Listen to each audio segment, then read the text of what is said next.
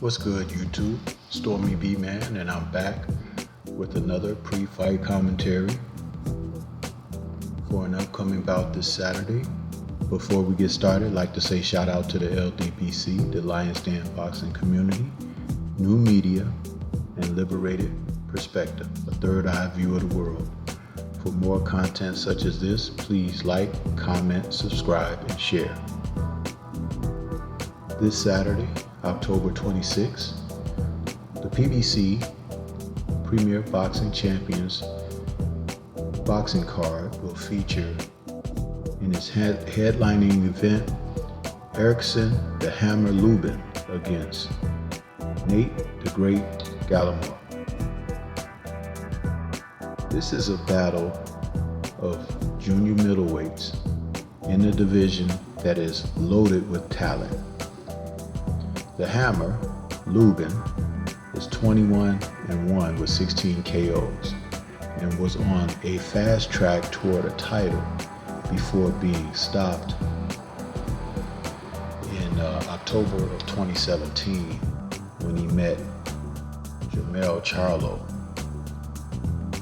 It was a humiliating defeat for Lubin, who had high hopes of a fast track to a championship, but who has since come back with victories over Silvio Ortiz, Aisha Smith, and Zakira Atu, and he's placed himself back in the line of contention. Gallimore, who is 21-3 with one draw, 17 KOs, doesn't have any noteworthy names on his resume. However, he does possess or present a challenge for Lubin. As I stated, the division is stacked, chock full of talent. At the top you have Tony Harrison, Charlo. Then you have unified champion Julian J. Rock Williams, and the man he just recently defeated, Jarrett Hurd, who's said to be moving up to middleweight. There is opportunity across the board for either man in this fight.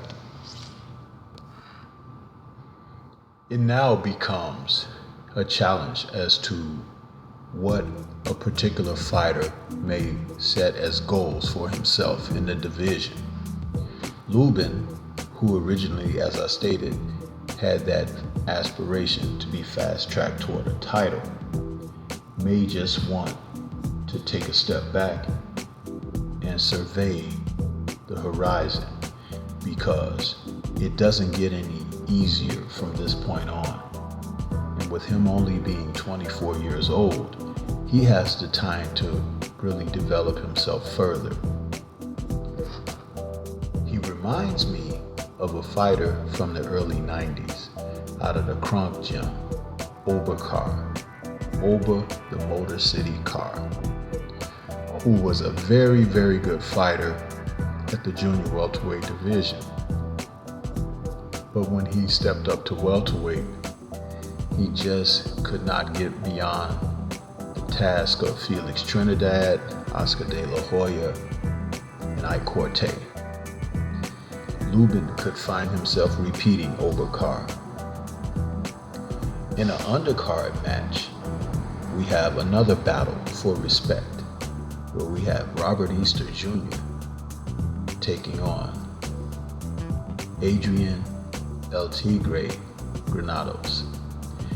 Easter, who has come off of fights where he has looked tremendously lackluster, including the horrible outing he had against Francis Bartholomew, but a unanimous decision loss to Mikey Garcia, split decision wins over Javier Fortuna and Richard Comey, make it whether or not Easter has the goods to really be able to get to the top and maintain.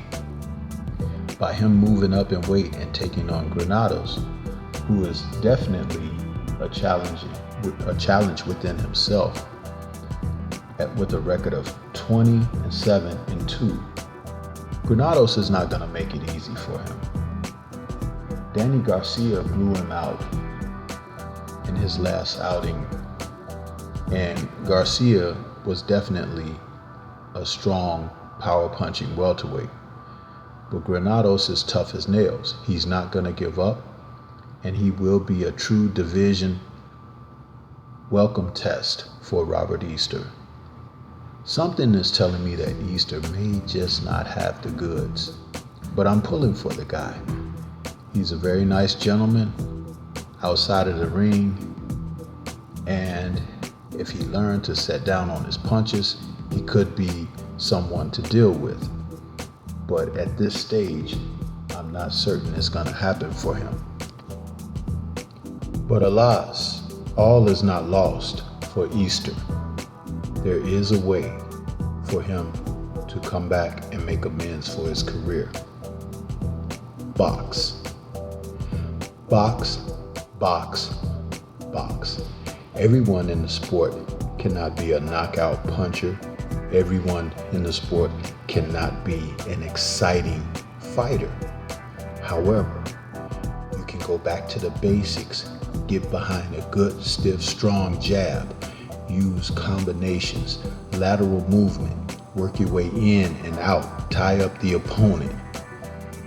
Look for the win of a round by round approach to your game, and it should be sufficient. But you have to believe in it. Proficiency is the key. Stick to the basics. Robert Easter, you can do it. I'm pulling for you. This is STORMYBMAN. That's all I have for you at this time. Until the next time we speak, peace.